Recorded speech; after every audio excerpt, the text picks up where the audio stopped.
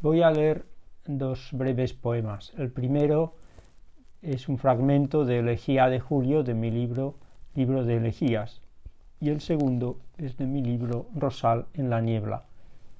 El primero dice así: ¿Quién ha puesto el dolor en nuestros corazones? Si somos del azar, el dolor no tiene sitio.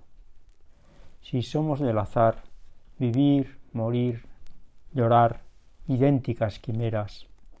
¿Quién ha puesto el dolor en nuestros corazones?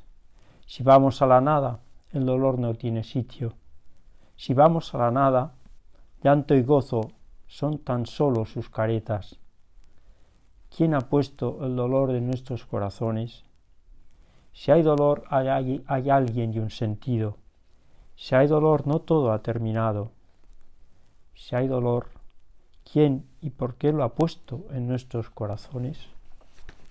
Y el segundo dice así: Lo que quita alegría no es sufrir, es ver sufrir.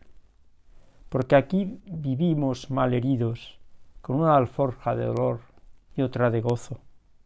Porque hoy viajamos en un tren de moribundos, con la compañía a veces de alguien que nos quiere, de alguien con quien reír y sufrir muy juntos, de alguien que se parece a ese rayo de sol.